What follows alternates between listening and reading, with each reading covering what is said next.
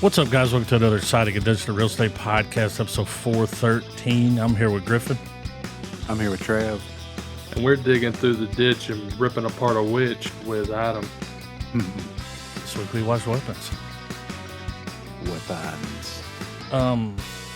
I told Trav the other day when he messaged me, I was really surprised that didn't get spoiled for me.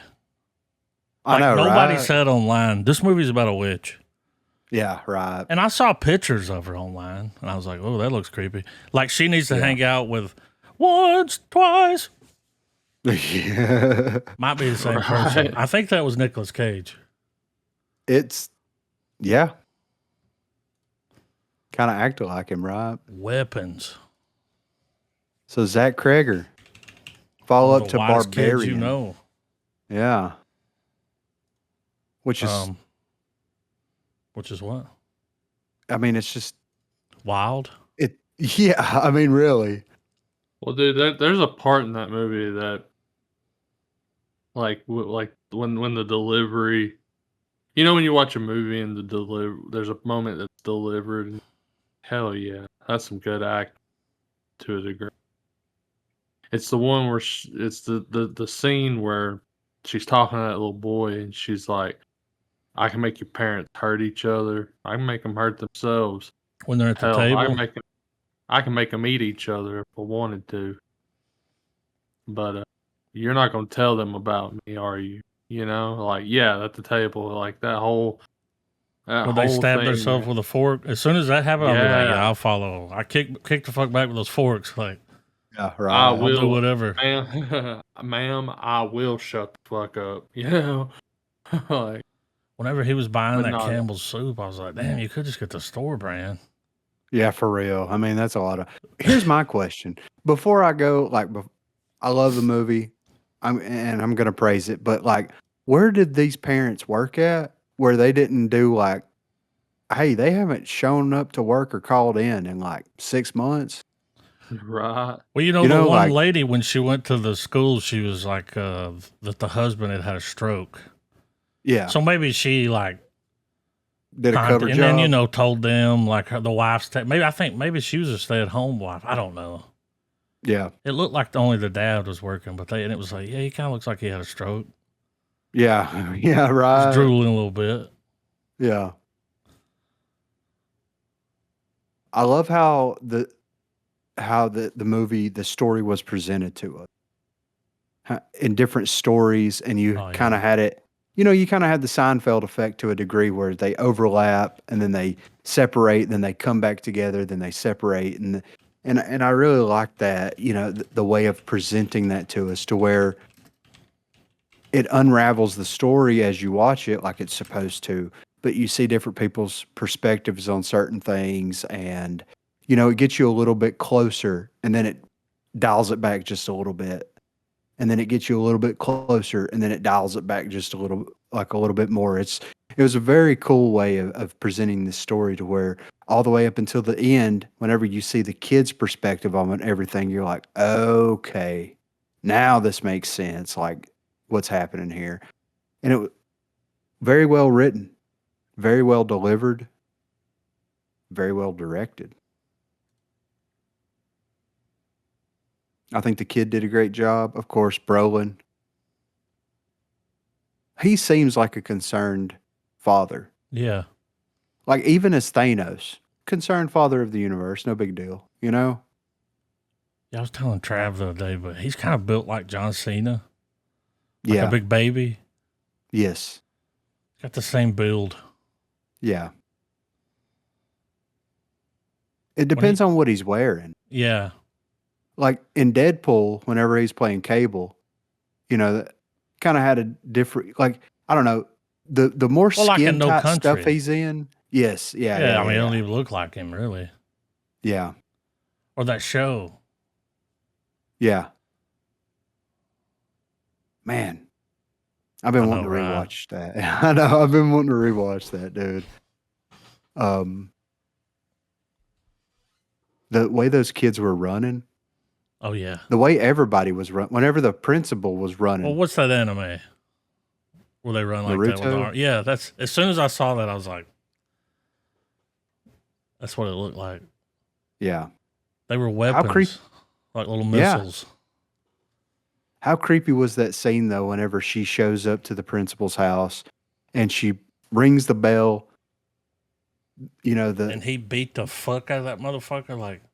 Yeah, and you can see it in the background. I love that where it's blurred and you can just hear that wet whoosh, whoosh. It's like, even when they would do the close up of it, you could barely see the guy's face at the bottom of the camera. Yeah, and you could see though it was like, yeah, that's getting flat. Yeah, I mean, he was just whop, just. Yeah, poor Wall. Yeah, they had quite the charcuterie board there. Yeah, they had a whole situation. Had like 10 hot dogs on it. I was like, all right, you're gonna eat all those? You're gonna crush 10 hot dogs? It's a Sunday afternoon, dude. Of course we're crushing 10 hot dogs, Yeah. They were sitting in like office chairs. Yeah. Like, them shits don't even look comfortable. Nah. Now, that's the movie. Take those same two characters, right? The principal and the principal's husband or whatever, boyfriend or whatever. Spouse, yeah. Yeah. And like do the Together movie with them two. I'd watch it. It would be it would be the same story, but like, you know what I mean? It's just, but yeah. I wanted to go to the theaters and watch it. Barbarian was great. And, there's theories going around that Krager's world, all these things are taking place in the same world or universe or whatever. Some of those. Because I was looking to see if this had any connection. Yeah. And I mean, that's an interesting world where you have like witches and whatever the thing from Barbarian was. I mean, it's a troll, if you think basically. About it, like, it looked like, she came there and used the parents. And it was like if she could put somebody in this trance, it was almost like she was using, like, their life force. Yeah, like sucking them dry. I think she might have been pretty old, maybe. Yeah. And that's what and I'm like, I never saw him feed the kids. I was wondering if but I think she was just sucking them dry. Yeah. But there was a scene where he was feeding those kids. Oh, he was? Yeah, he had the soup bowl down there, and he was feeding them one. Could you imagine, 18 kids feeding them by hand? Soup. Yeah. Why can't she just ring the bell and have them all? Electric can opener.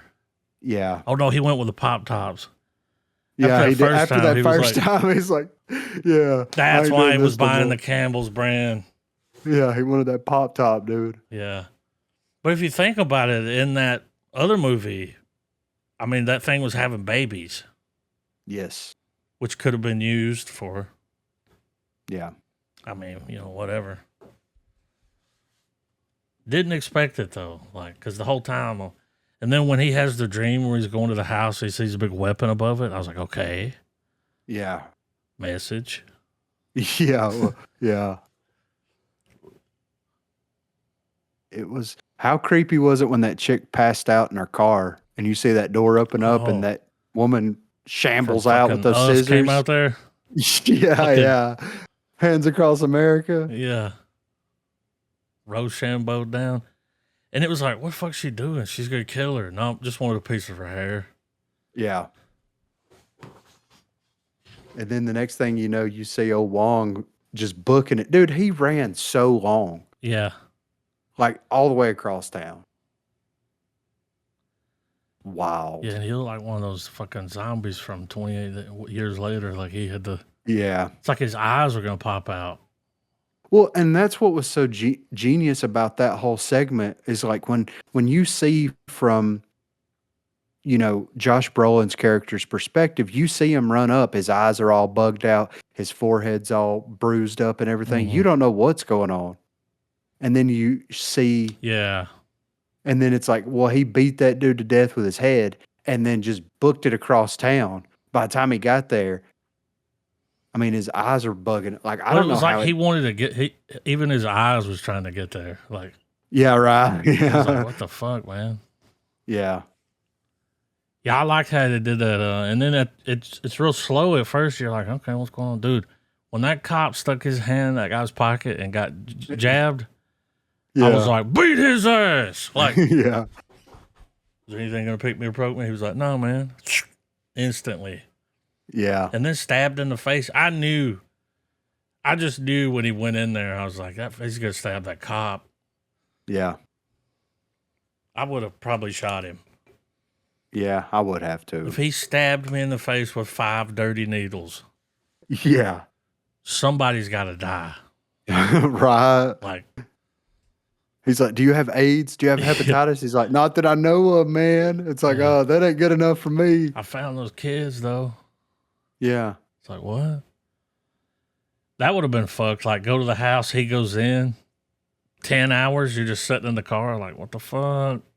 yeah. What's happening here? I think I would at least make an attempt to bust Yeah, some of that plexiglass or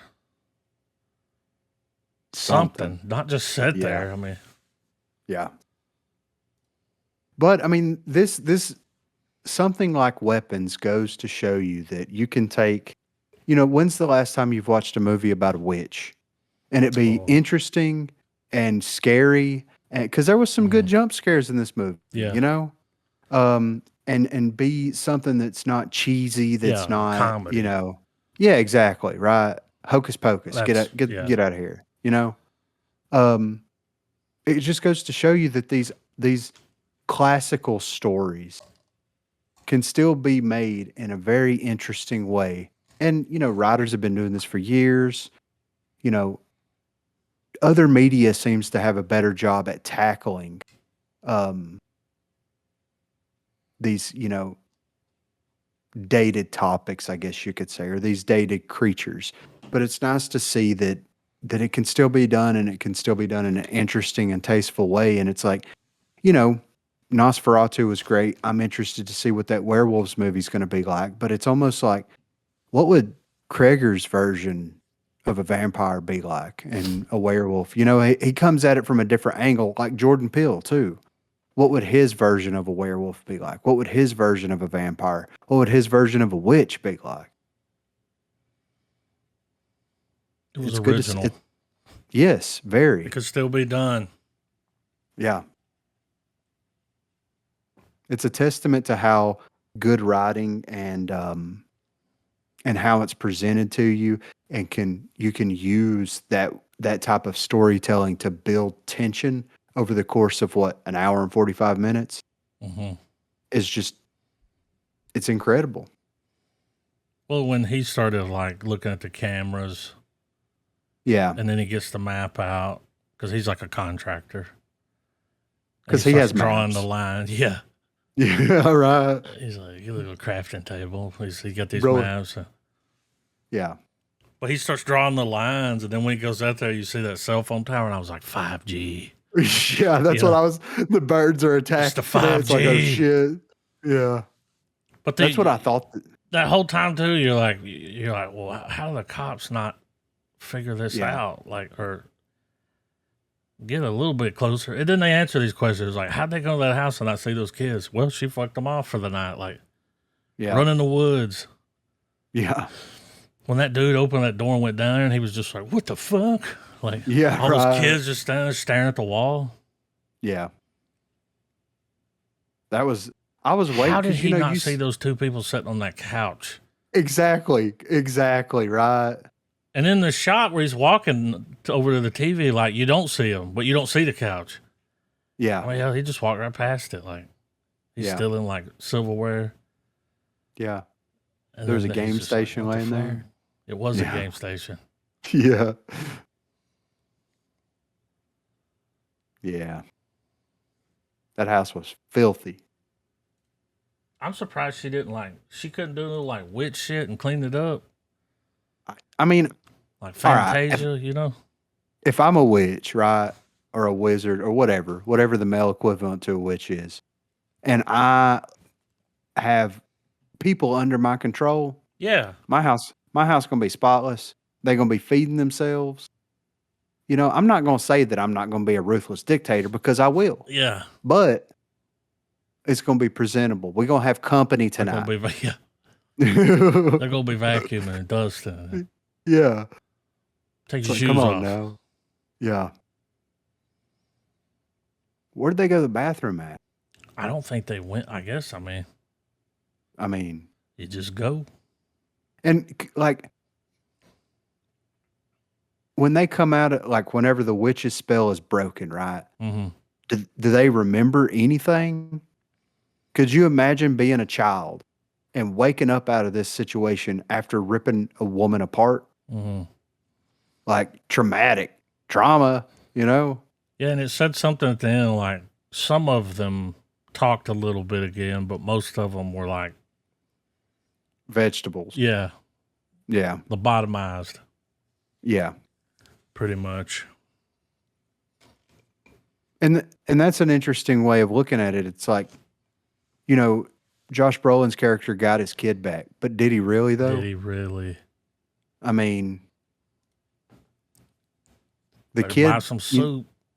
Yeah, right. That's all I'm saying. And you know, Alex, that kid, he left to go stay with different family members. His parents were alive, but they were like institutionalized. You know what I Mhm. mean?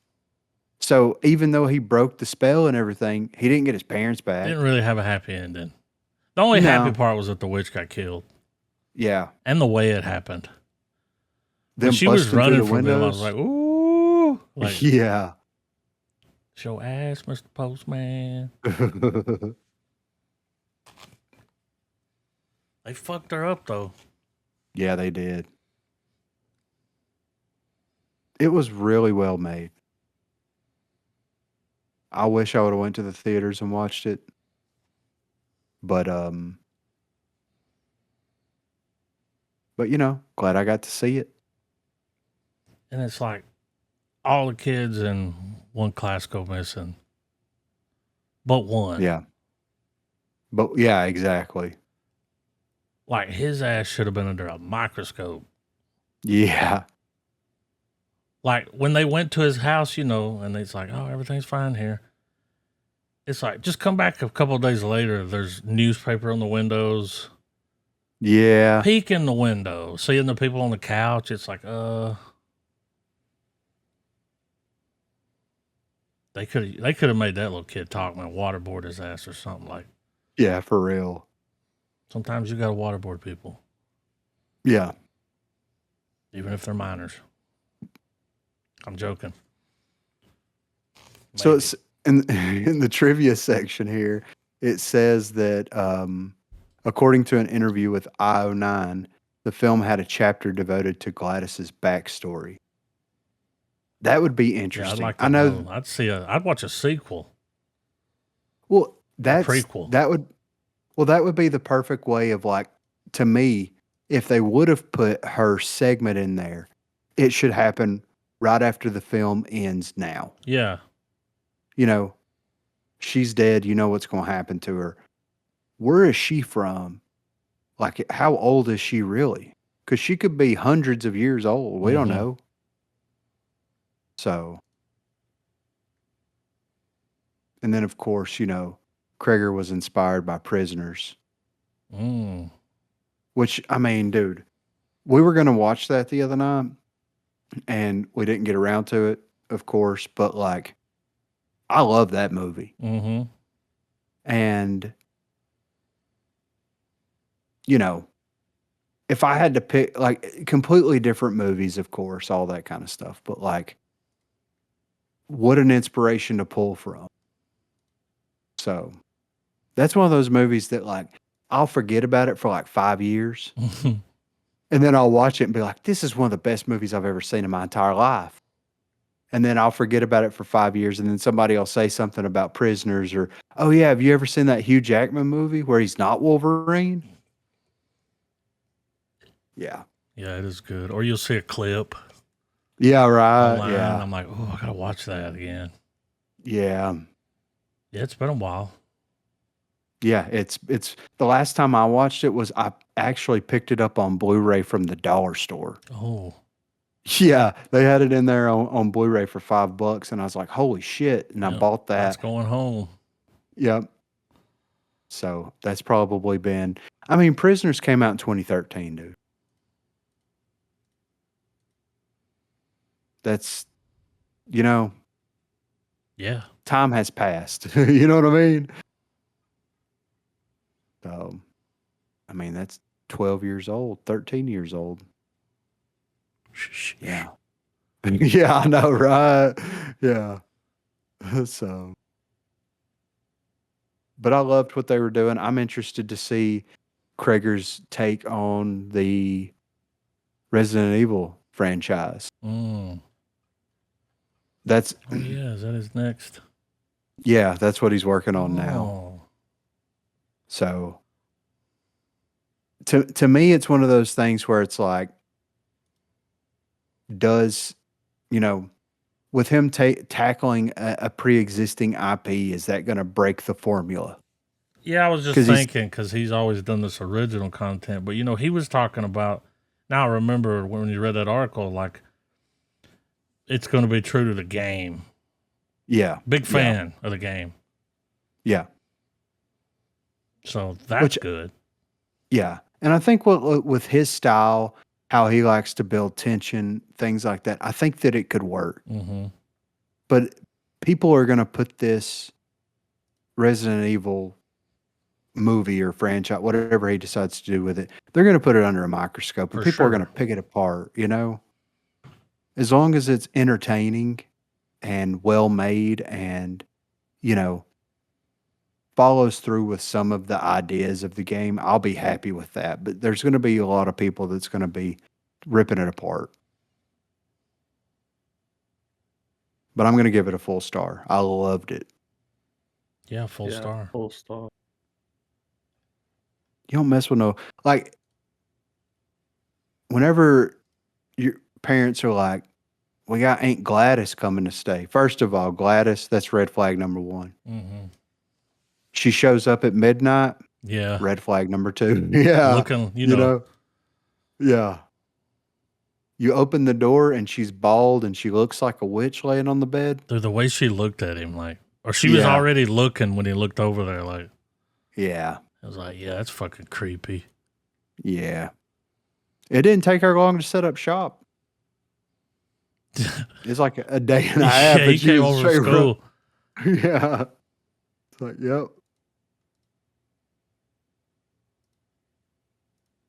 I'm excited to see. The makeup. I mean, I forget that actress's name, but if you go look at her, yeah, she'll look nothing like that. Yeah. Like the hair, it was like, okay.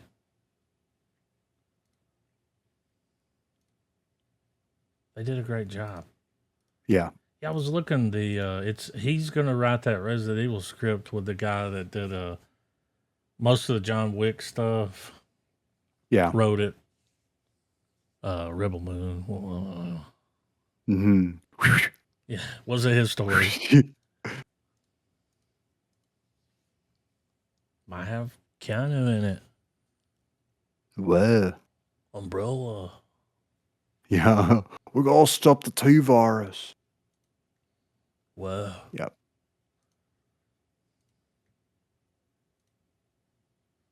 I mean, there's only 2 people attached to it right now. Paul Walter Hauser. Love it. And Austin Abrams. That dude, Paul Walter Hauser, was so good in Blackbird. I've heard good stuff. He plays I guess you'd say a serial killer. It's based on a true story, and it's got the that guy played Elton John. Oh yeah. And he's like, he goes in, he gets arrested, and they send him in they're like, get him to confess. Like, you're smart. We think you can talk him into it. Yeah. And he does. Wow. Great show. Anyway. Alien Earth?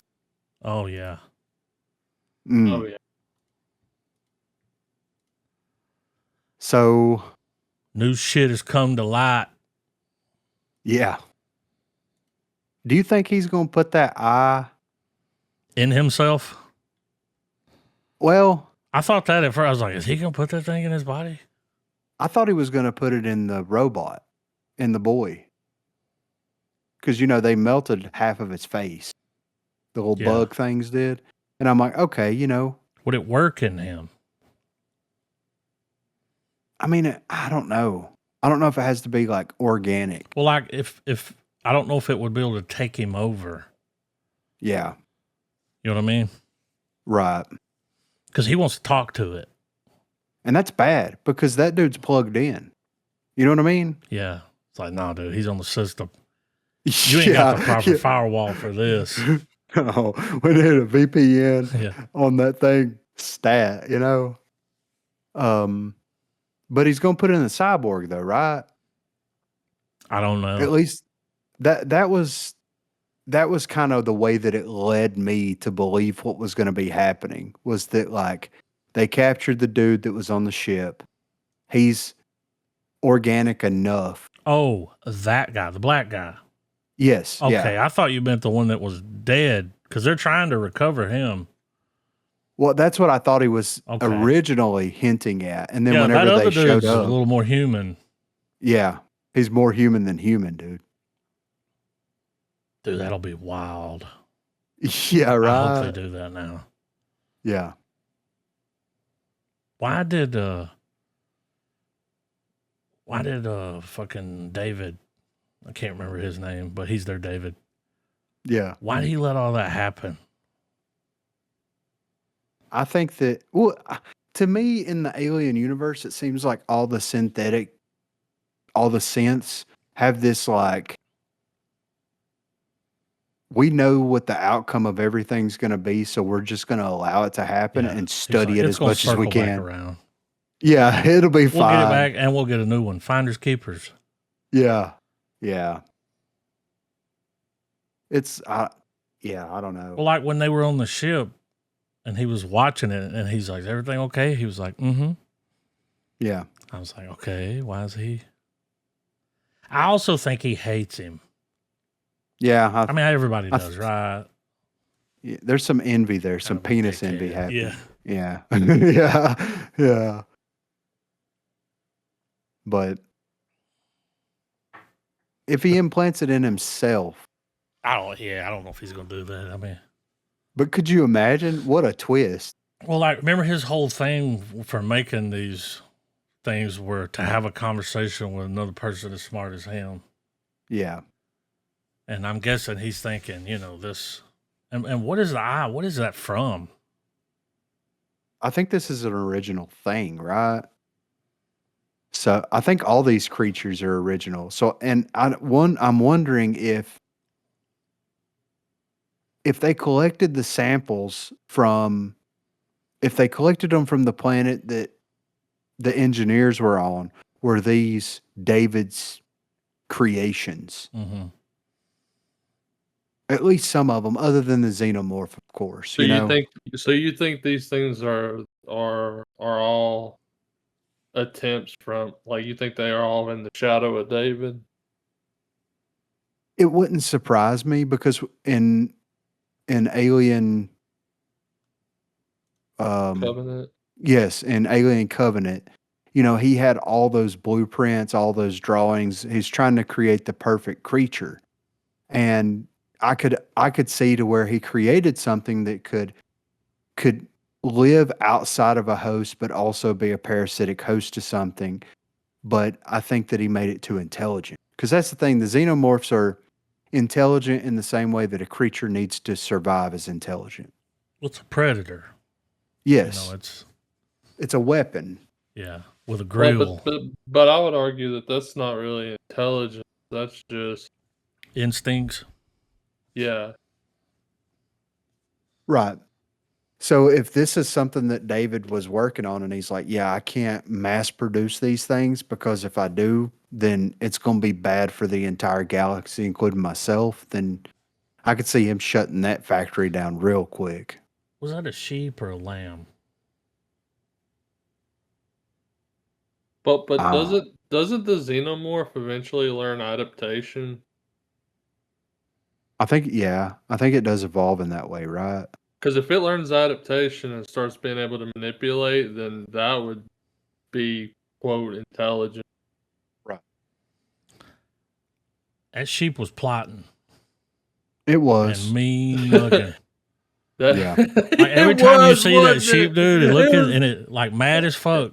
Like motherfucker, when I get out of here. Yeah, it's your ass. And the way that it did that to that guy, just to fuck him up, it was like, look, it didn't even. He wasn't even rewarded by it. It was like, yes, he was. Yeah. He was. They were gonna feed those bugs rocks. Yeah. That motherfucker mean mugging. Yeah. But was. I mean, Wendy can obviously communicate with this thing now, and with the xenomorph, and like has some type of control over it. So my question is like, up until Aliens, which takes place in the future, right? Because if we look at the timeline here, Aliens happens in 2179, and this takes place in 2120. What if, taking the David logic of things, the queen alien, right? Because we haven't seen a queen since Aliens that I'm aware of. What if that's Wendy? Somehow, some way, they cross her DNA up with a xenomorph in some way, and she is the queen.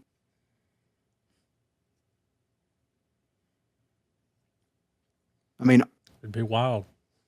As far as I know, and I was digging through my brain after I watched this last episode, it's like I think we've only seen an on-screen alien queen that I know of one time. I haven't watched Alien Resurrection in a very long time, but what if this is the prototype to get us to that? Because the eggs exist, and we've seen in Aliens that the queen lays the eggs. I'm assuming that, like, well, where they get the eggs before her? Yeah, and like, so originally in Alien Covenant, David created the eggs. Oh yeah, to put the face huggers in, like, that was their little embryo pods, space cobras. Yes, and it's like all this happens in the same general location. So is the alien that they encountered in the original Alien, was it a queen that laid the eggs, or was this just one of the leftovers? Because the way that it seems, at least from the show and from the movies, is like the eggs kind of just lay dormant until there is a host that comes near it. So could they lay dormant for years and years and years and years? Maybe.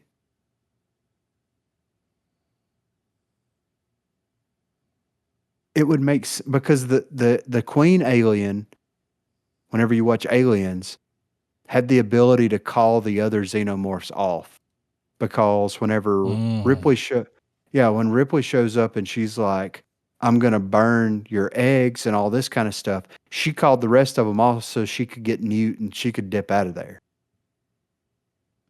And you never really see the xenomorphs communicate in any meaningful way with one another unless the queen's there.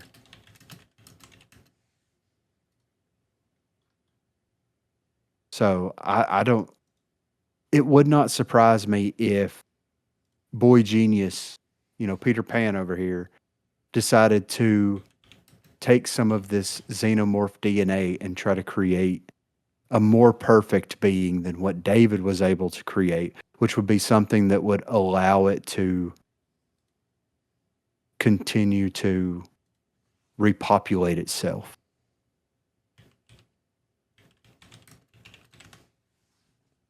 So.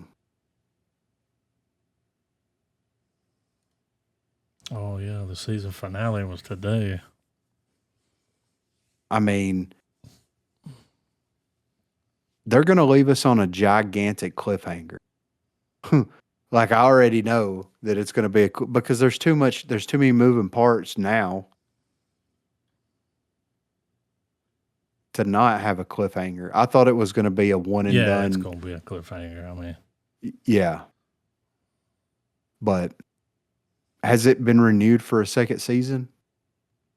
I mean, I would think so Surely it because it was will. like, yeah, it was watched by millions of people. Like I remember whenever those first couple of episodes dropped, they dropped two at a time, or when they first dropped it, they released two, and there was like, oh, it's got so many people watching it. So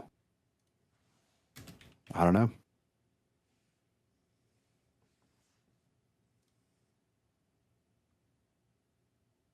Hasn't been officially renewed, but the finale was just today.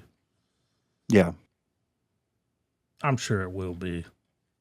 I hope so. It's been very well done, and like I think in either this episode or maybe it's been the last two episodes, I really like their use of practical effects with the Mm-hmm. xenomorph. You can tell, you know what I Mm-hmm. mean? But I do like that they're incorporating practical and CGI into it. Did you I see mean, the when she picture of the guy like in the xenomorph suit, like on set, waiting to come out from behind a wall? no, And it was on Twitter this week, and I was like, "It's confirmed he was wearing black Adidas." oh, I was like, "That okay, makes sense." yeah, yeah. If a xenomorph's gonna wear any shoe, It'd either be that or black Yeezys, just because they were like match the suit. yeah.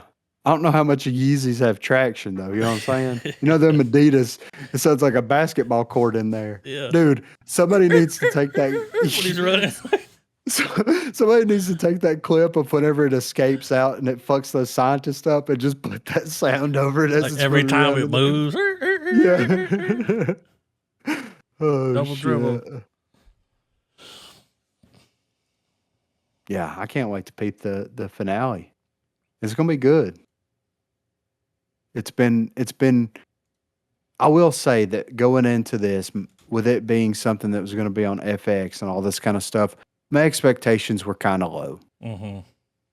This has blown my expectations out of the water. Like, and I'm glad that it's getting to the season finale because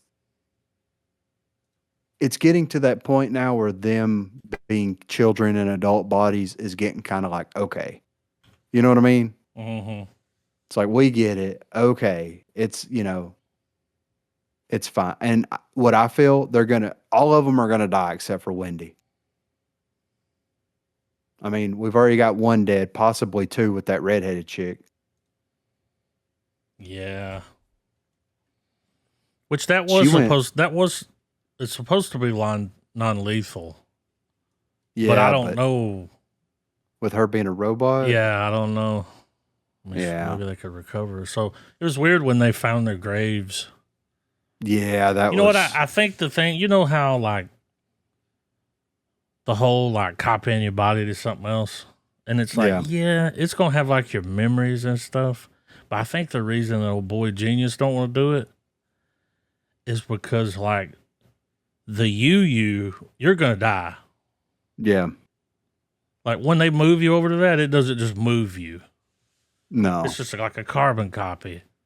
yeah, And I think that's why he doesn't want to do it. Because, like, why wouldn't he just put yeah, himself in one of these bodies and live forever and be smarter than anybody? Like, yeah, but I think they know that.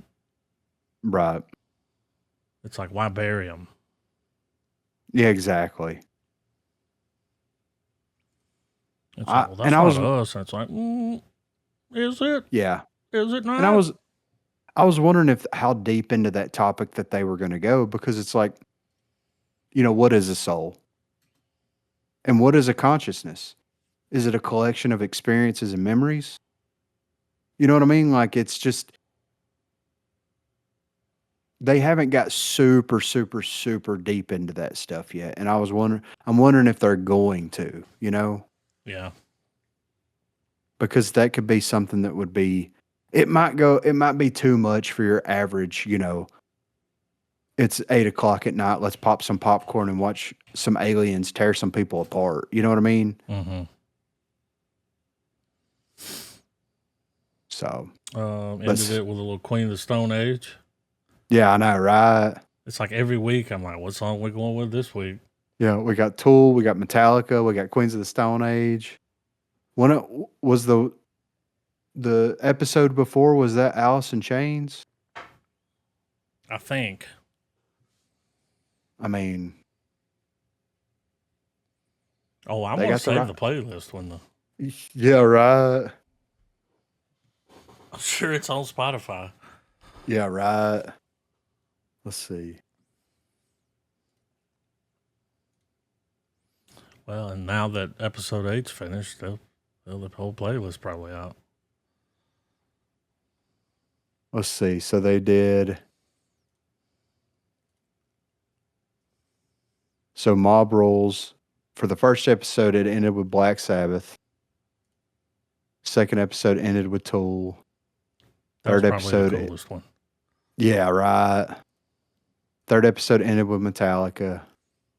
Fourth episode ended with Jane's Addiction. Fifth was Smashing Pumpkins, Cherub Rock. Mm-hmm. Godsmack. Queens of the Stone Age. And then the newest episode was Pearl Jam. Okay. So What Pearl Jam song? Animal. Okay. Yellow Lead Better. Yeah, you already know, dude. I was like, oh.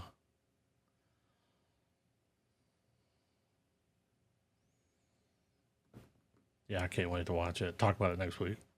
Yeah. I'm gonna go ahead and throw this out there since I mentioned it next week. I mean, y'all want to watch Fantastic Four? Yeah. Yeah.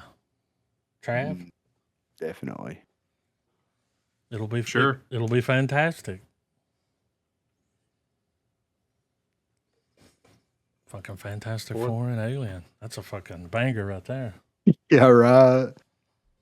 Sounds like a good night to me. Have you caught up on Peacemaker? It's been kind of busy. I don't know if you had a chance to watch any, but I haven't even watched the first episode of season 2 yet. have you, Trav? Yeah, Are you caught up? I think I'm one episode behind. It's so far so good, man. Like, I mean, I'm enjoying it. new shit's come to light. As it should in a new season. Yeah, right. Yeah, I'm at some point gonna start that whole plunge soon, hopefully. Because I know there's some stuff that's coming out soon that's like, okay, I know Stranger Things is James coming Gunn out. doing the interviews is like Peacemaker's setting up, big time Right. for DC. Like, Yeah. Which is wild. Peacemaker. John Cena is such a better actor than any other wrestler that's ever acted. Yeah. It's wild. He just perfectly He's got encapsulates that pan-ass, man. character. Yeah. Yeah. Well, that one movie, that Ricky Stenicki, Yeah. that shit was hilarious.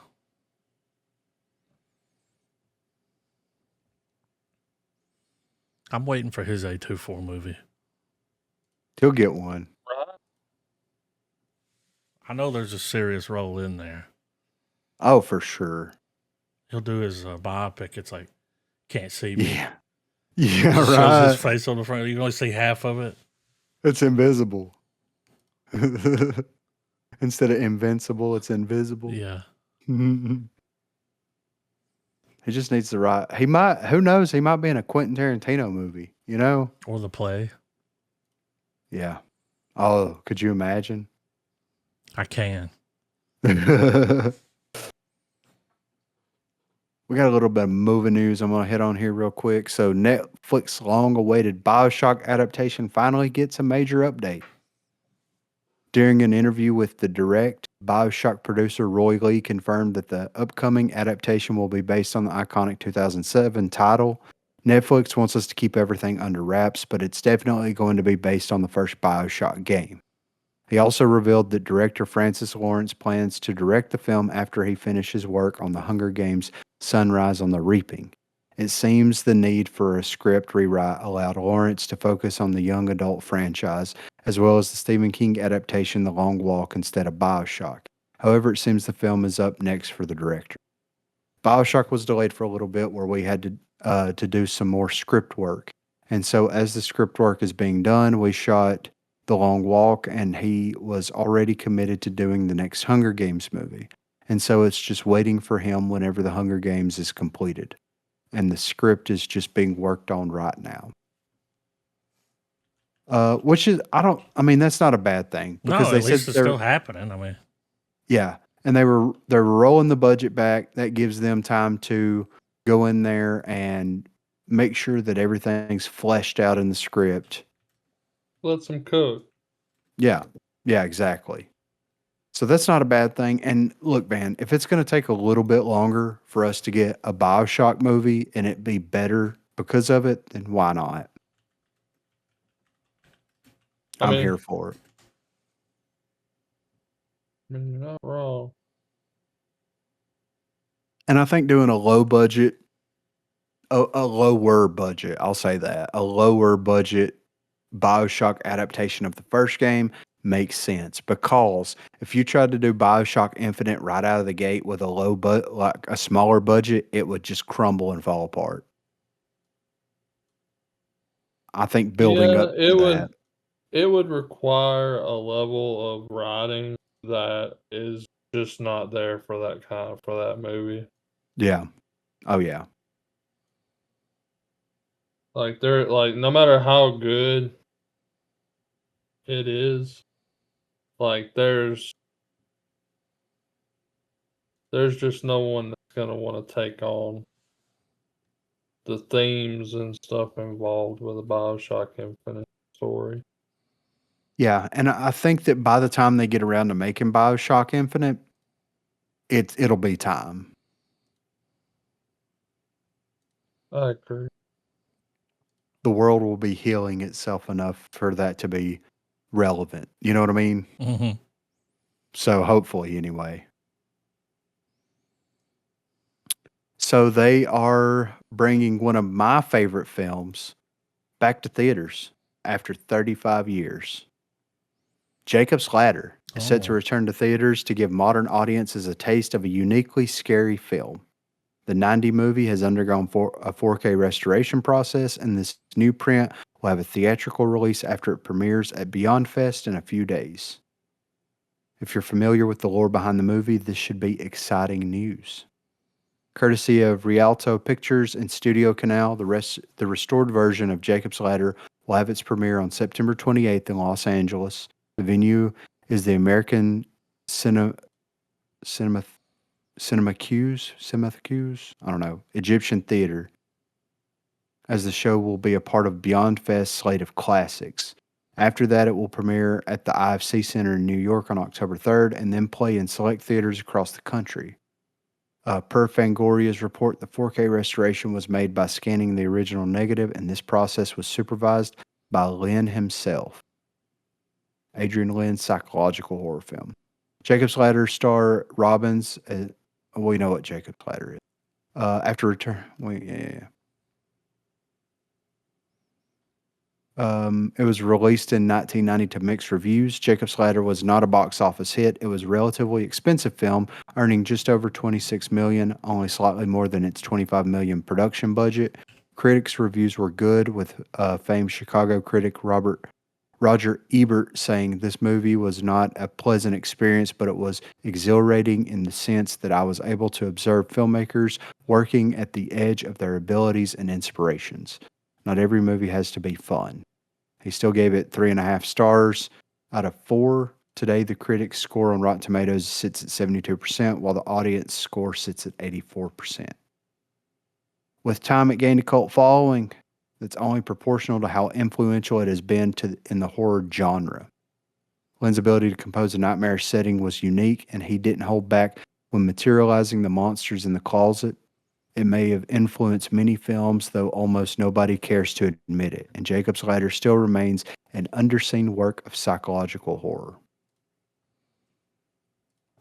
Also the plot of Lost. I wonder if it's the same guy that built that thing and started scanning. A lot of people are going to him now because he built this thing to scan originals. Tarantino. They had him on their podcast. Like they talked about him, but I started seeing him on Twitter, and he was sharing the. I've actually got some of the scans on my Plex server and on the work print folder. Yeah. Yeah. That the guy like, and it's like original. I mean, it's the highest quality you can get from a scan. Like it's. Yeah. That's so cool, though. I'm glad that they're doing it that way. And man, like, if you haven't seen Jacob's Ladder, stop doing what you're doing right now and go watch Jacob's Ladder. Yeah. I mean, it is incredible. Maybe don't watch it with you. My mom let me watch that when I was like 10 or something. Yeah. Yeah. Probably wasn't the best. Yeah. No. I mean, there's so many shots from that movie. Like him in that bathtub. They use that as the header image for the article. Him in that bathtub with his eyes open, bloodshot, and the camera just pulls out. It's just like, it's so unnerving, you know? When he's at that party. And the devil shows up. Yeah. Yeah, dude. Yeah. The Restoration has a really cool poster that I'm going to put in the general. Like, damn, that's a cool poster. Oh my God. That is beautiful. Yeah. I'd hang that on the wall. I'd frame it. Yeah, right. Get in a nice frame. Yeah. So, Warner Brothers Discovery, Disney, and NBC Universal unite for massive AI copyright lawsuit. In a move that won't exactly surprise anyone, some of the biggest companies in the entertainment industry have teamed up to sue an AI company for copyright infringement. The conglomerate consists of Disney, Warner Brothers Discovery, and NBC Universal, which have filed a lawsuit against Minimax, a Chinese AI-based company that is reportedly worth $4 billion. Their fortune has been based on the use of well-known intellectual properties owned by the plaintiffs. As reported by Variety, the media groups filed the lawsuit in the U.S. District Court for the Central District of California. The company, based in Shanghai, treats copyright properties as their own and has made a massive profit using the following model. If a Minimax subscriber submits a simple text prompt requesting the character Darth Vader in a particular setting or doing a particular action, Minimax generates and displays high-quality downloadable images and videos featuring Disney's copyrighted Darth Vader, along with Minimax Hallowell branding, no less. The lawsuit indicates this. Minimax operates Hallowell, I guess is AI, a Chinese artificial intelligence image and video generating service that pirates and plunders plaintiffs' copyrighted works on a massive scale. Minimax markets Hallowell AI as a Hollywood studio in your pocket, an audacious, self-anointed nickname given that Minimax built its business from intellectual property stolen from Hollywood studios like plaintiffs. The Hallowell service offers its subscribers an endless supply of infringing images and videos featuring plaintiffs' famous copyrighted characters. Minimax completely disregards U.S. copyright law and treats plaintiffs' valuable copyrighted characters like its own. And then it goes through the companies listed as the plaintiffs. So 20th Century Fox, you've got all the usual suspects here. Yeah, it's not that the company doesn't care about copyright laws. China does not care. Yes. About copyright laws. And that was something the current administration was pushing with a deal with them was about copyrights. Yeah. Because, where are we going to have court for this? Exactly. You going to go to China and sue them there? At the UN? Yeah. But right. I've seen, like certain AIs online, the ones that make money off of you. Like the ones where you generate music. If you type in, like, make me a song that sounds like this person, it's just like, Yeah. So you got to go and, like, ask AI, like, how do I make a song like this person without saying their name?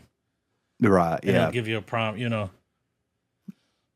But this AI is getting better. I mean, I saw a thing today where they took the scene from Severance where he runs out of the elevator and does the camera like where he's looking around.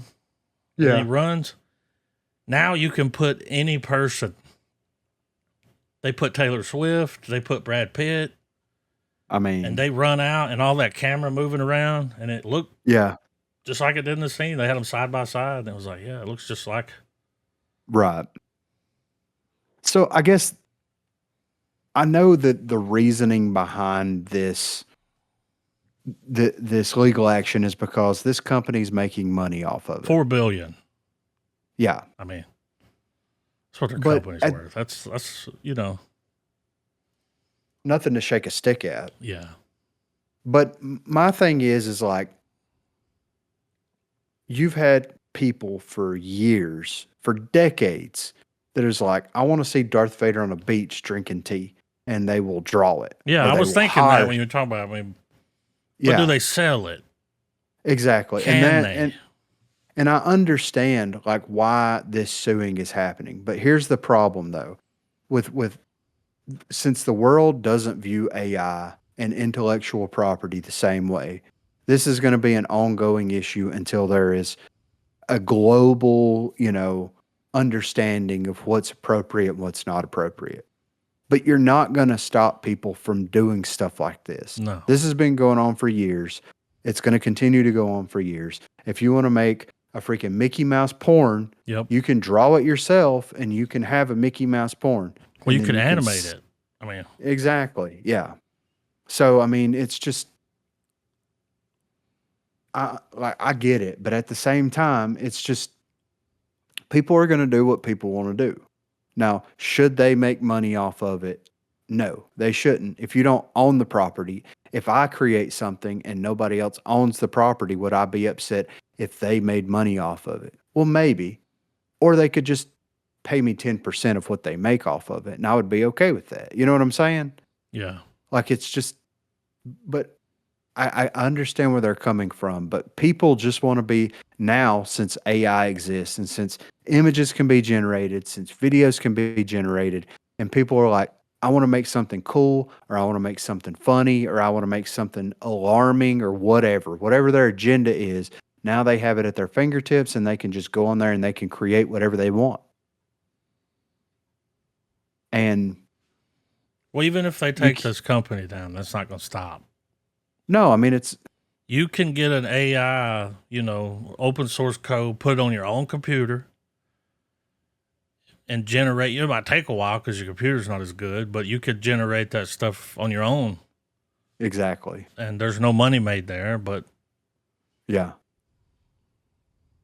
So I just don't see, at least right now, there's too much other stuff happening in the world that people are fighting about and arguing about to be worried about AI. Yeah, and intellectual property and copyright law. You know what I mean? Like, it's just about the money. Yeah, exactly.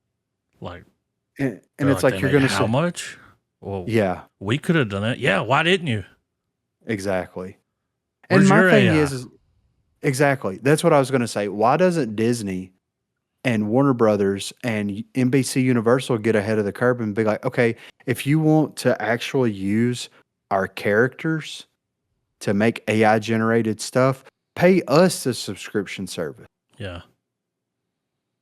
You can't sell it. You can't make money off of it as the one generating the content. But just like if Disney had a platform where you paid $10 a month and you could go in there and say, I want to see Darth Vader on a beach drinking a freaking martini or whatever, then let them generate it. And if they think it's funny and they get a chuckle out of it, then fine. If they post it on Twitter to share. Exactly. I mean, it's just, I don't know, man. There's no right answer in this. And it's not going to stop. AI has already progressed to that point. Like, they should have shut it off a year ago. Now it's progressed to the point to where it's not going to stop because they take this one down, another one's going to come up. Maybe it comes up in another country. You know what I mean? Mm-hmm. Where copyright law doesn't exist or it's not in the same vein. You know what I mean? So Yeah, I don't know how they're going to get any money out of that. Yeah, exactly. Because there's been tons of lawsuits. Yeah. That don't go anywhere. Yeah. So we'll see, but I just don't see that. I mean, sure, they'll probably make money off of it. There'll probably be a cease and desist that's issued. China will be like, fuck off. China will be China about it. Yeah. So, Chinese asshole. Well, Yeah. what they'll do is, since they can't go after China, they'll go after people in the U.S. that are making stuff on the website. Exactly. And it's like, whoa now. Like, Yeah, and is that right? No. I mean, if I want to make someone an animated birthday card using their favorite Disney characters, I should be able to do that. yeah. That's not any different than me going on Fiverr and saying, hey, I want you to animate these 5 Disney characters and make a happy birthday GIF or whatever, and so that I can send to my niece or I can send to, my grandmother or whatever. It's not any different than that. And I can do that. I'll find somebody on Fiverr right now, like that's not a problem. So it's just, you're not going to be able to get rid of that problem. I saw a AI generated short film. I saw it on TikTok and went to the YouTube channel to watch it on a bigger screen.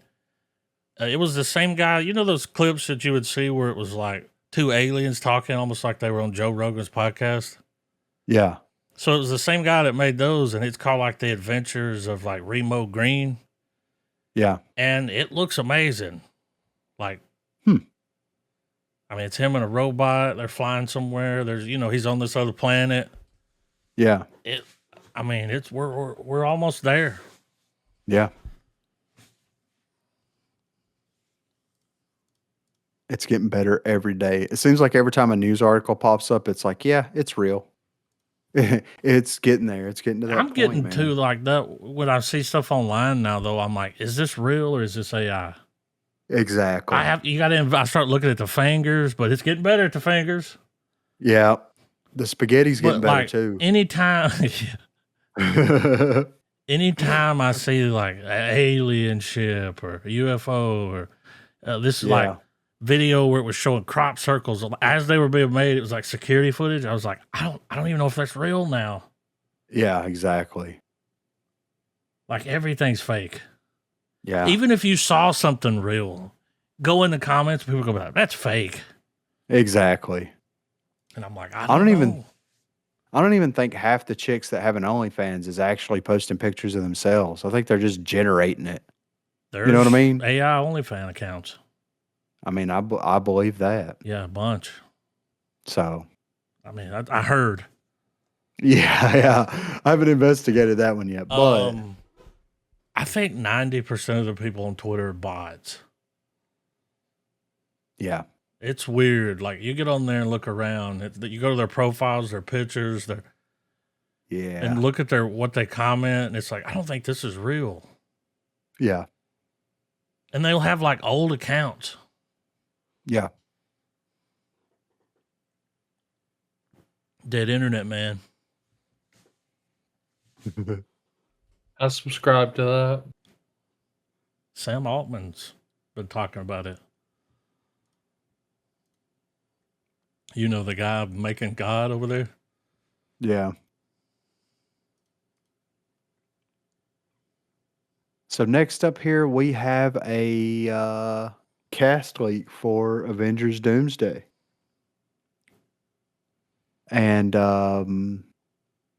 so it says a crew member from Avengers Doomsday posted a picture of a production bag that features the faces of all the previously announced cast members in costume. It seems most, if not all, characters will be getting a costume upgrade, especially the X-Men. The Mutant Squad will be sporting comic-accurate looks in the film. James Marsden dons the iconic blue and yellow suit as Cyclops, while Rebecca Romijn, whatever, is also seen sporting classic look. Peek at Robert Downey Jr.'s Dr. Doom can be seen in the upper left corner. You can check out the image below. There's a picture of the image here. the official cast of Doomsday as of right now. You've got Chris Hemsworth as Thor, Vanessa Kirby as Sue Storm, Anthony Mackie as Captain America, Sebastian Stan as Bucky Barnes, Letitia Wright as Shuri, Black Panther, Paul Rudd as Ant-Man, Wyatt Russell as John Walker, Namor, the guy that played Namor's back. I can't pronounce his name.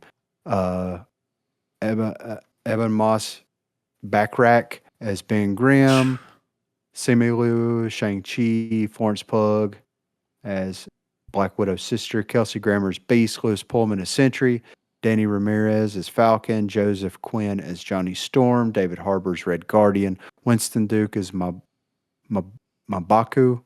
Hannah John Kamen as Ghost, Tom Hiddleston as Loki, Patrick Stewart as Professor X, Ian McKellen as Magneto, Alan Cumming as Nightcrawler, Rebecca Romijn as Mystique, James Marsden as Cyclops, Channing Tatum as Gambit, Pedro Pascal as Reed Richards, and of course RDJ as Doctor Doom. And the crowd says. And I just think that this is like 1/10 of what we're actually going to see. You know what I mean? Yeah. It looks like Infinity Thor. Yeah, right. Yeah. Said he's going to have the short hair. Mm-hmm. So, but, there are characters missing. Deadpool, Spider-Man, a lot of Brie Larson. Is she missing? No. Yeah, right. She's in a galaxy. She's on the inside of the bag. Yeah, right. So Spider-Man got hurt this week. Yeah, I saw that. Yeah, while filming. I mean, that might be why he's not on there. Yeah, he'll be fine. He's got they just say he cracked his head. It's fine. As long as you don't have no witch putting no blood magic on him, he'll be all right. Put beaks in a bowl or something. Yeah, dude. Oh. And then last up here, Mandalorian and Grogu movie debut slammed by Star Wars fans following Disney's controversial cancellation. The first trailer for the big screen debut of The Mandalorian and Grogu was finally unleashed yesterday, but Star Wars fans have taken issue with the release. However, it's not the footage itself that fans have a problem with, but rather the fact that it's a Disney project, with many taking aim at the House of Mouse for releasing the Star Wars spin-off trailer to distract from the ongoing drama surrounding the recent cancellation of late-night talk show host and comedian Jimmy Kimmel. Disney execs, everyone stop talking about Jimmy Kimmel. Look at the shiny new Star Wars movie, said one YouTube user following the release of the first Mandalorian Grogu footage, while rumors have circulated that the trailer's debut was postponed following the Jimmy Kimmel fallout. Disney releasing it so quickly when the drama is still going on does seem a little suspicious, but fans aren't falling for it. However, while a large portion of the reaction so far have accused Disney of deciding to release the Mandalorian and Grogu trailer to distract from the Jimmy Kimmel drama, this fan has another theory, saying, I think Disney is bringing back Kimmel to distract from the dog shit Mandalorian and Grogu trailer. I've got the trailer, by the way.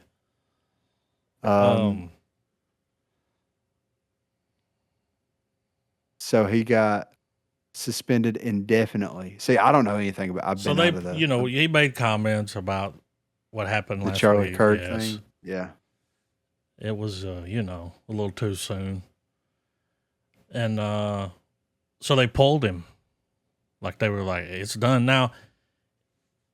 If you go and look though, he was doing less than 130,000 viewers an episode. Yeah, which is like, Dr. Disrespect has more people watching him, like right every day for 7 hours. A lot of streamers, but he was getting close to his contract running out. He's not, like they pulled Colbert. He's going to be leaving. Yeah, at the end of his contract. Now look, I watched back. I mean, he's been on TV 20 something years. Yeah, I used to watch late night back in the day, but I used to watch Conan, and ever since Conan, I don't watch any of them. I don't watch Jimmy Kimmel. I don't like the guy. Yeah. Like, if you let politics get involved in Hollywood, you're not going to fucking want to watch anything. Like, Exactly. I mean, you just got to be able to be like, I don't do all that. Like, well, and I think that's the thing though. It's like I haven't watched Kimmel. I don't know if I've ever sit down and shit, the watched a Man full Show. episode. Well, yeah. I mean, of course, Probably watch the that. Man Show. Oh yeah, of course. I've seen the interviews online when someone's on there, like, and on YouTube, you watch the full interview there. Yeah. You don't have to sit through the. Yeah. I mean, that's how I do them all. But Kimmel was more left leaning, right? Yeah, he's pretty outspoken. Yeah, right. So, and I think that's like where it comes. Right. And I think that's where the real root of the issue is here is like, first of all, late night talk show talk show series, whatever you want to call it, are going the way of the newspaper. Yeah. Because people can get this information and they can get this witty humor on demand on their phones at any time. Somebody can go live on YouTube or they can just release a video right there. You don't have to wait until 11 o'clock at night to watch whatever this person thinks about it. Like, exactly. And not only that, but like it's well known that Kimmel is not writing that stuff. He has a team of people writing this stuff for him, right? So knowing that going into late night talk shows, you have to understand that if you're going to go after one, you have to go after the other.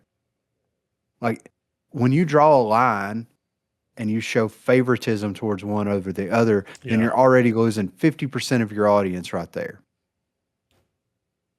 I like the Michael Jordan quote. Republicans buy shoes too. Yeah, exactly. He said that one time. Yeah. It's like, he's right. Yeah. I think that's, like Jimmy Fallon. Yeah. I'm sure he's left leaning, but he doesn't rub that in. Right. He don't make a show about it. No. And that's where I think that until you get, and my thing is it's supposed to be entertainment, right? If you're going to bring up current events and stuff like that, sure, bring up current events, handle it like Jon Stewart did, right? Yeah. Poke fun at every single side. He's still doing it. He's back on there now. Like, yeah, I mean, poke fun of every single side. You have like Colbert back in the day. Yeah. But you're getting on TV at night and you're blasting half the country. Exactly, right. Half. Yeah. And we've gotten to that point to where it's like, and this has been going on for the past 10 years at this point, if not longer. It's like politics are absolutely, I would rather talk about religion. Yeah. I'd rather talk about anything other than just straight politics. Exactly. Because like, I don't care. I don't care who you voted for or what you believe. I don't care any of that stuff. But how much are you going to care for who I voted for and what my leanings are and what my beliefs are? You know what I mean? Yeah. They're bringing him back, but that Sinclair and Next Stars, they're not going to air him. Well, and that's like, I don't know, maybe a third. It's quite a bit of TVs. I think it was like 250 million. Right. TVs, including the great state of Roll Tide there. Jim Kimmel will not be on TV. And of course, he'll still be on Hulu and yeah. It's just wild to me that this is the climate, and with everything else that's going on in the world, it's like whenever you actually do have people that want to sit down and have those conversations and those debates in good spirited, and then something crazy, it's like it just reinforces the idea of like, no, you're wrong, and we're not going to accept anything else. And it's like, that's not how the world works, man. It's not black and white. It's not black and white. So. Yeah, it's wild that you could be killed for having an opinion. Exactly. And then, like, do I think they should cancel him for it? No. No. I mean, I don't watch him. That's how I Yeah, handle that. exactly. I'm like, I just don't watch the show. I don't like it. I mean, Yeah. I've seen plenty of his interviews he's done with people on YouTube, and I'll still watch them if it's somebody I want to see. Yeah. I hear them talk about their movie, whatever, But you don't have to get up there and say stuff like that. No. I mean, and it's like, if you want to do that, then why not debate? no. Why not have a actual conversation with someone that disagrees with you? That to me would be more interesting to watch than a late night talk show. They are I don't know. interesting to watch. I mean, I would watch that every day if they had something like that where it's like, here's two people that fundamentally disagree on a specific topic, and they're well informed and they're very well educated, Dude, there's this one YouTube channel where like they'll bring someone on there and they have a room full of people. Yeah. And they'll hold up, who wants to go, like, all right, who's going to get the seat? They do like hopping, like trying to run for the seat. Yeah. And it's really interesting to watch. And it's not always, sometimes it'll be left or right. It don't matter. I mean, yeah. And they'll have people get up there. But what I've noticed about watching those is like somebody gets up there and says something to someone. Next thing you know, that person's lost their job. Yeah. And it's like, what are we doing here? Exactly. Exactly. Like you can't have an opinion. Yeah. And my thing is like, I understand it if you're in a situation like I'm in, where I'm not allowed, right, because of the job that I have, Sure, to discuss any of that stuff, especially on company time. You know what I mean? And it's frowned upon to talk about that stuff in a public way at any point, because you're still a representative of what that company is, right? Yeah. That I understand. But Joe Blow that works at Walmart, who cares? He's still going to be bagging your groceries up and sweeping the floors in there. So, but. Well, like something I started noticing over the years is like,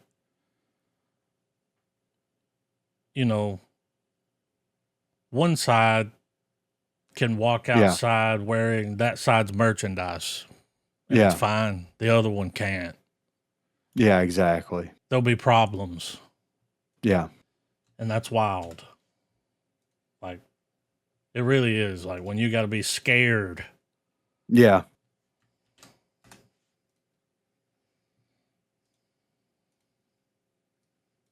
We got some good trailers. Oh, I'm excited. Yeah, it got a little real this week in the world. Like, yeah. I was like, okay.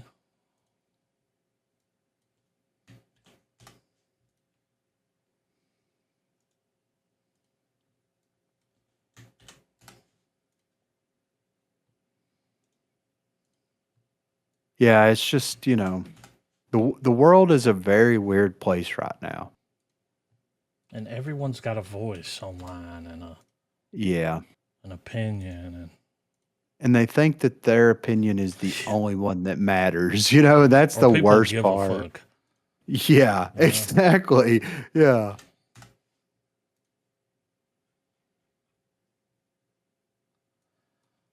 So I saw this trailer for this movie and I was like, well, we got to watch this.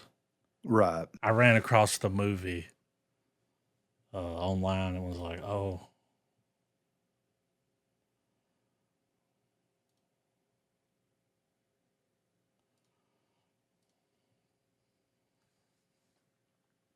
All right. I'm ready soundtrack slideshow. No.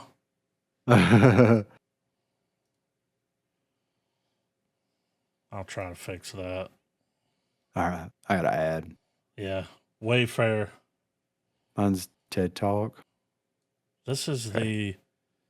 This is going to be the new Nicolas Cage. Ooh, okay. The Carpenter's Son. Yeah, and we only have a teaser now, but it looks wild. Like, is this like biblical? I think so.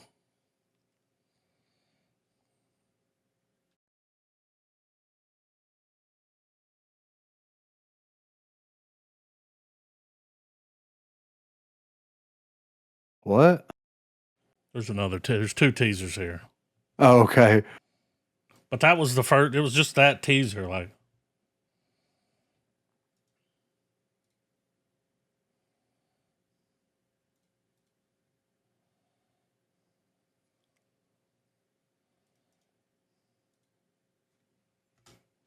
I mean, it looks good. I don't know what's happening, but it looks.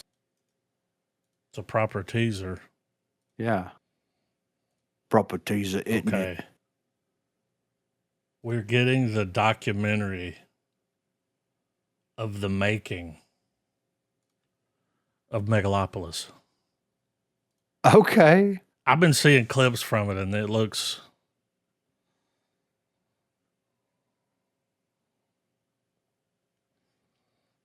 Mm-hmm.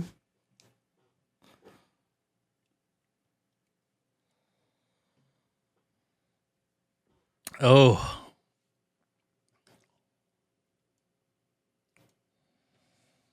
He really believed in it.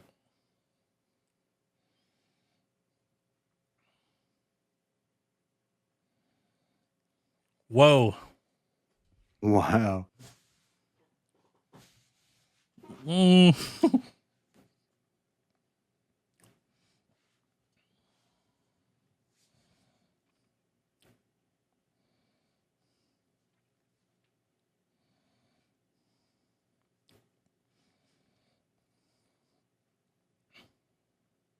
I think the documentary is going to be better than the movie. Yeah. What if he made the movie just to get this documentary? Like,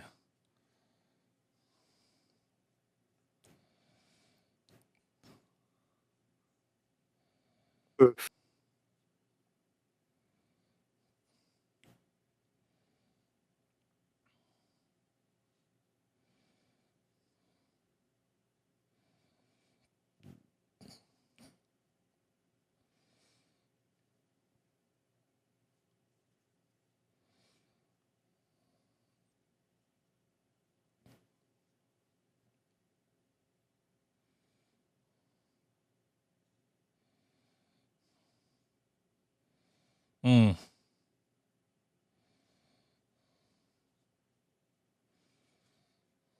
I would definitely be watching that. Yeah. I've been seeing these clips where Shia LaBeouf and John Voight are doing that scene in the office, and Shia LaBeouf's trying to like chirp the scene up a little. He's like, "Well, what if we start over here and move over here?" And he's over there, and he's like, "Excuse me, who's the director?"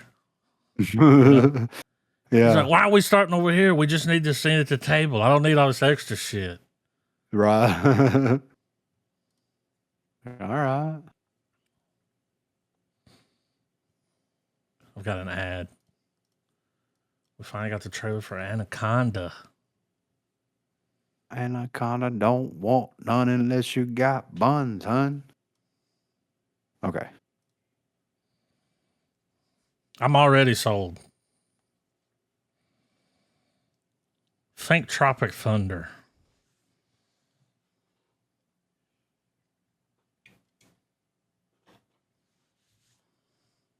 Oh shit.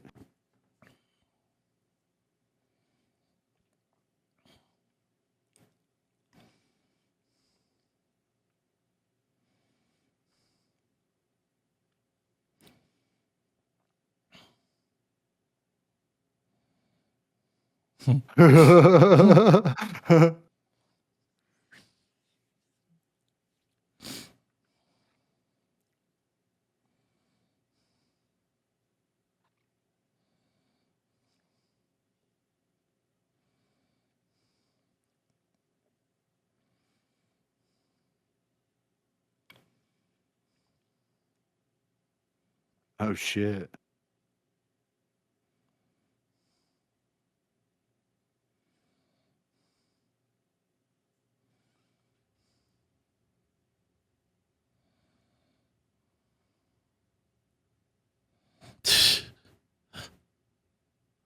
You know where I'm going.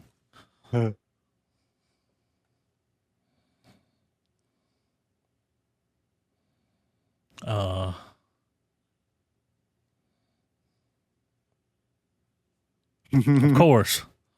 Yeah.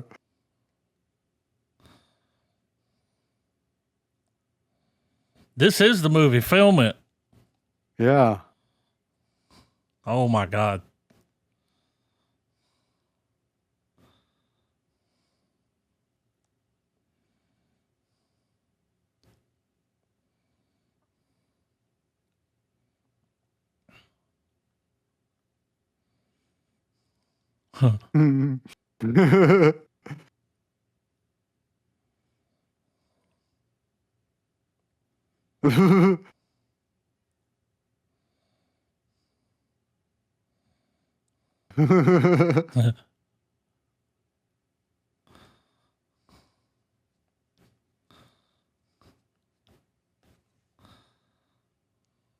I mean, Okay. that looks like a silly goose town. I mean, yeah. I mean, You know, people will be like, well, oh, so it's not going to be a serious Anaconda movie. It's like, did you see Anaconda? yeah, were any Serious? of them? Yeah. Okay. Steve Zahn, like it's I mean, Cowboy Wayne. is this the first time they've got back together since Getting a Saving band Silverman? back together. Yeah. You pinching Los on the line? We're just waiting for Biggs, right? Yeah. He does the If he voice of shows up, Anaconda. dude, if he does show up for just a walk on, I'd be like, all right. They're all dressed up like Neil Diamond. We've got a Neil Diamond trailer.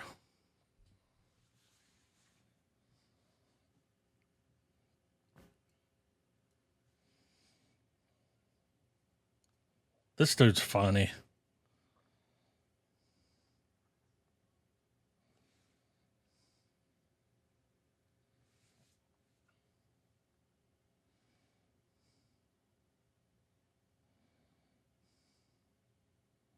Is that Halle Berry?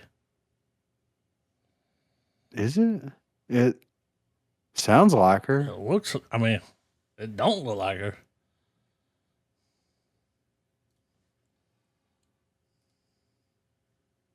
Oh, this song.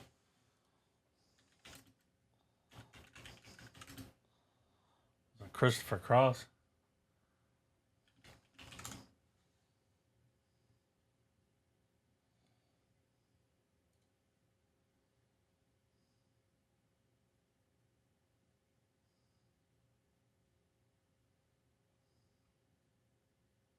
Mhm.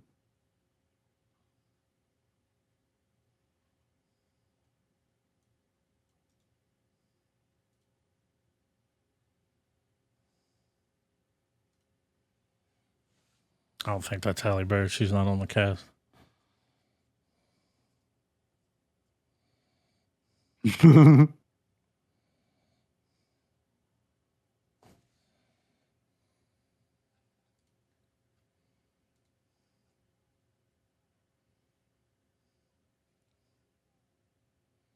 Fuck yeah, dude. LDP.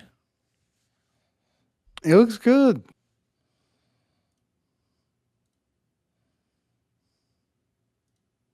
Oh god.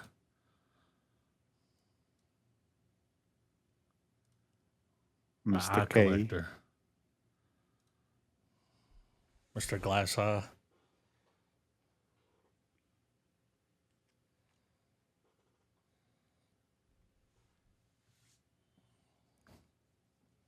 He's such a weird dude. Yeah.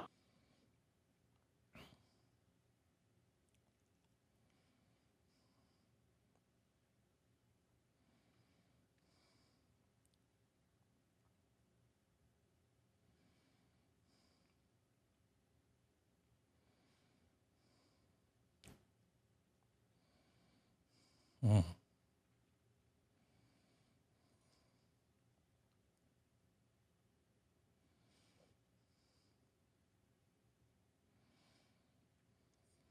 Mm-mm.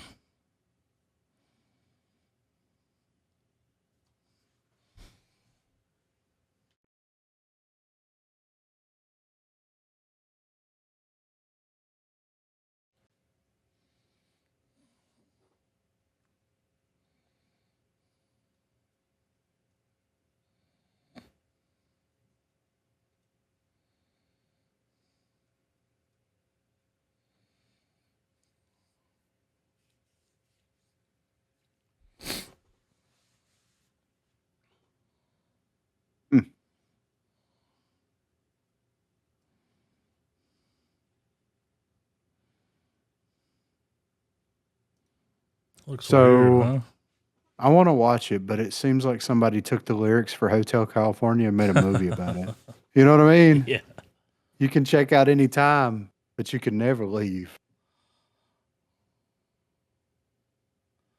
We'll know if we see some pink champagne on ice. Yeah, right. All right, this is the Gotta movie here. add. I got it stopped. Hold on.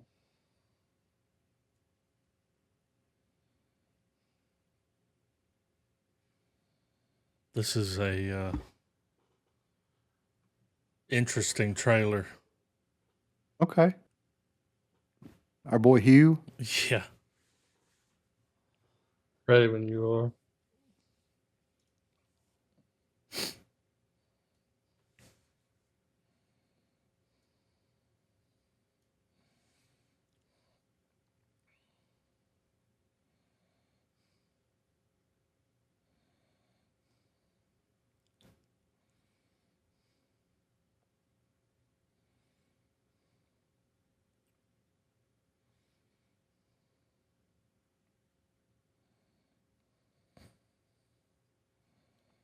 It's Wolverine. I know, right? This is the prequel. He was a Neil Diamond interpreter. I've never seen him with long hair, I don't think.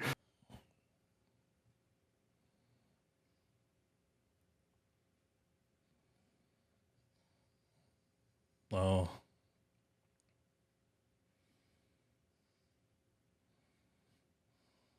Oh, a failed Neil Diamond impersonator.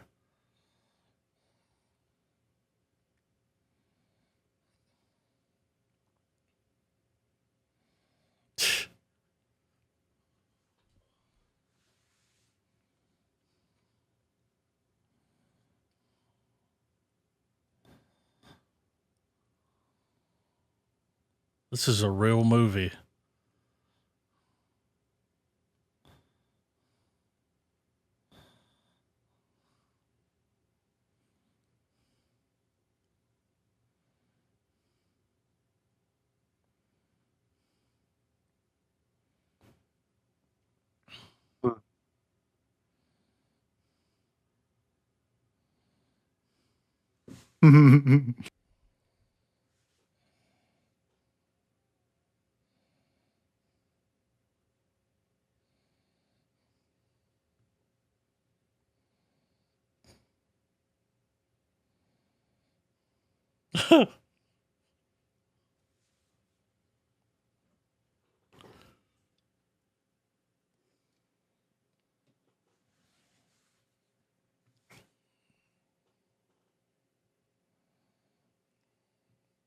Mm. Don't make anything. There's something So funny. There's something funny about him saying huge. Yeah, right. huge. Like, Why didn't they just make a I, Neil Diamond movie? well, not only that, but like, I like Neil Diamond, Yeah. but like, I don't like Neil Diamond. Yeah. Like, you know what I mean? Like, It's like a moped. yeah. Like, I'll I ride mean, it, but you don't want nobody to see you doing it. exactly. Like, I enjoy on a playlist some Neil Diamond, you know, or whatever. But like, people love Neil Diamond. Yeah, It's like dude. Bruce Springsteen. I like Bruce Springsteen, but like, In small doses. I don't like Yeah. Bruce I'm not Springsteen. like You the know what I mean? boss. Yeah, yeah. I'm like, of what? 6th Avenue freeze out? Yeah, it's weird. Neil Diamond, man. I don't know. My favorite Neil Diamond thing is Saving Silverman. Yeah, right. It's like, okay. He's a failed Neil Diamond impersonator. That has to get back to impersonating Neil Diamond to be whole. Okay. So he wants to be Huge. Neil Diamond. Yeah, yeah. Huge. Yeah, when he said that, it was huge, Jackman. I haven't. I got an ad. Yeah. Yeah. Okay. Yeah, I saw Christian Bale and I was like, oh. Okay. Jake Gyllenhaal? The Jill's back.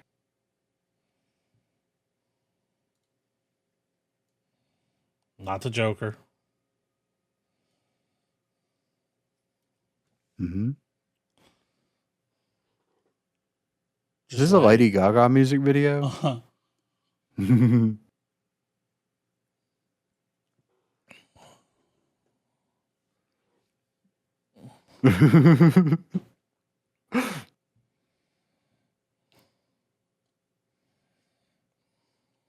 Now you know what it's about? Yeah. It wasn't any accident.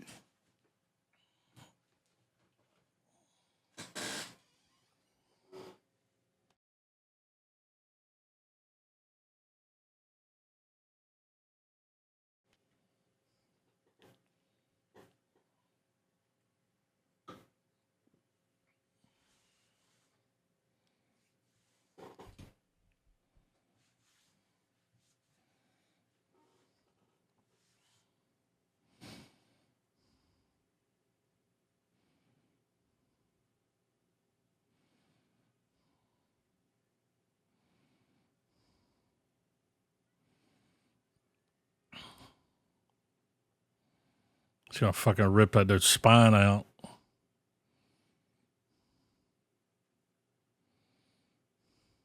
Mm-hmm. Mm-hmm. Oh.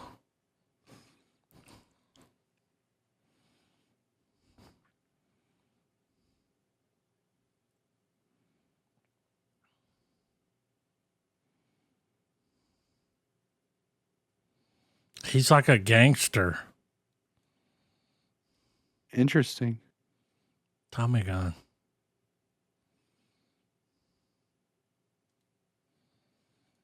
Yeah, that guy came out of nowhere.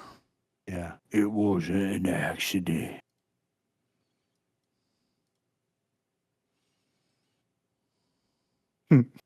What happened to you, love? It wasn't an accident. It's probably coming out in like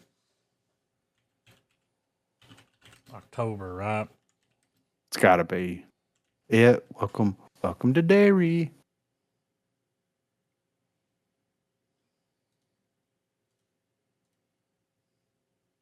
October 26th.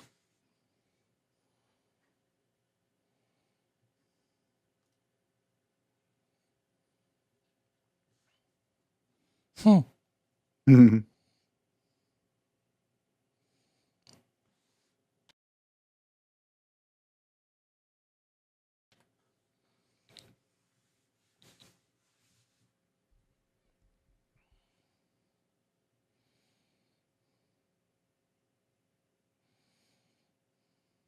Mm.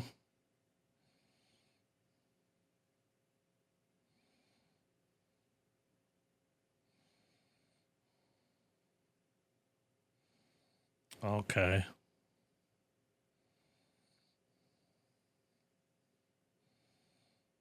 This is different than that first trailer.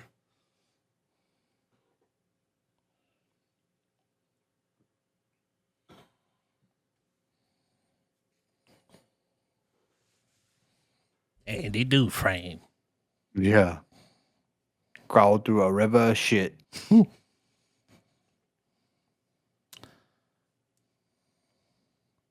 That picture, was that Pennywise? Mm. It looked like that actor. The Oh, Skarsgård. Billy Boy? Yeah.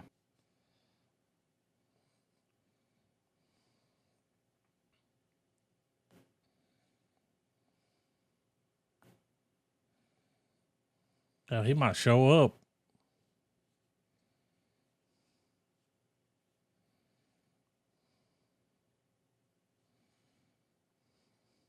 Yep.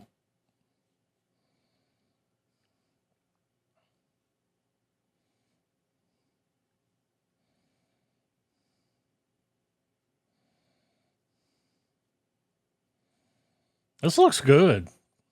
Yeah. This is going to be a series, right? Yeah, I think so. Yeah.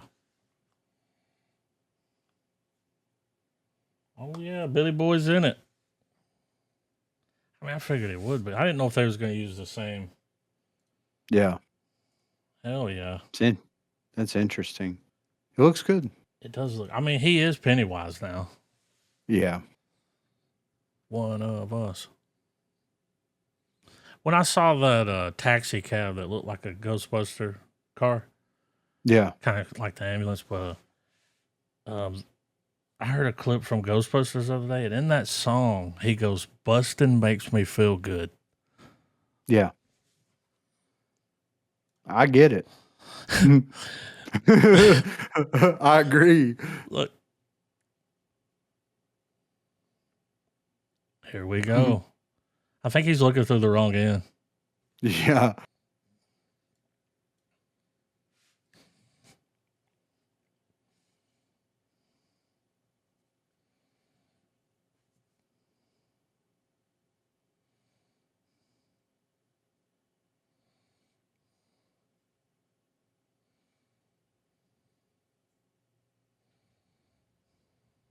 Still not talking, I see.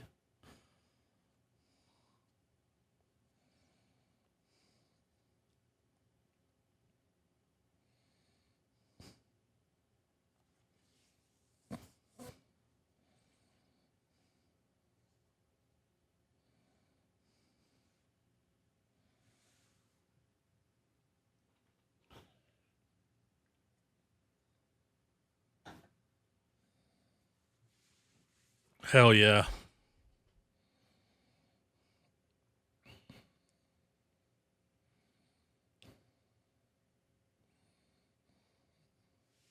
This doesn't look rushed. No. That was. Hell yeah. Looks good. It looks like more Mandalorian. I mean, Yeah. Yeah. all the haters. Gotta add. Yeah. I'd be Okay. willing to pay to get around those. Yeah.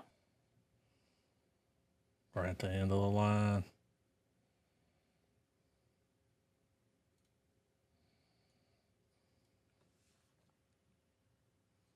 Mm-hmm.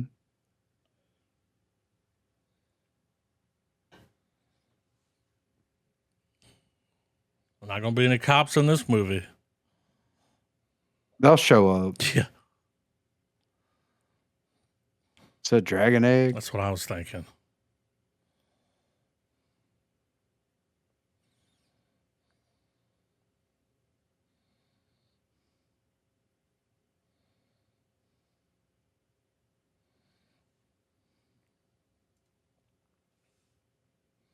The fuck? For a CG tiger, it looks pretty good.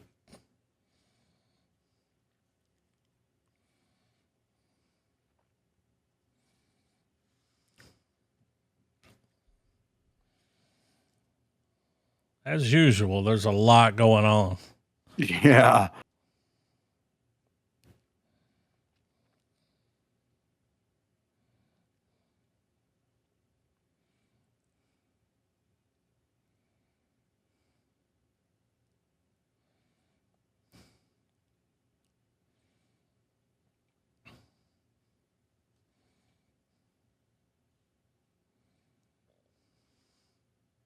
That was only half the trailer.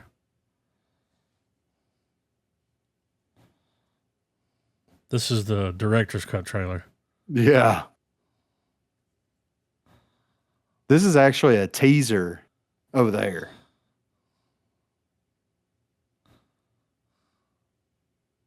The trailers they released are 12 minutes. It's got its own soundtrack. That's just a trailer soundtrack.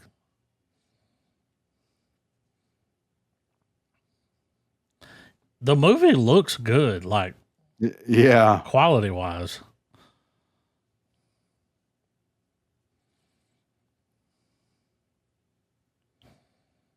Like how are we making movies over here that look better than a lot of Hollywood movies?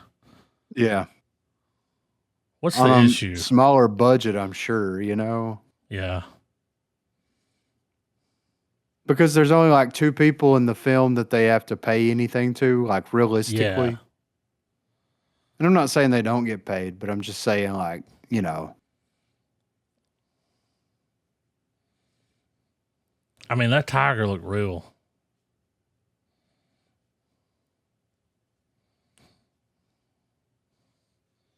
It was Aquaman.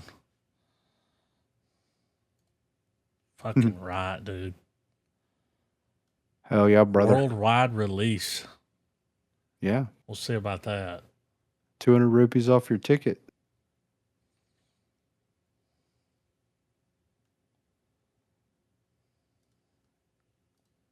Fantastic Four. I'm down. Let's do it. Hell yeah, Fantastic Four, Alien Earth. Checks in the mail. And the flag is raised.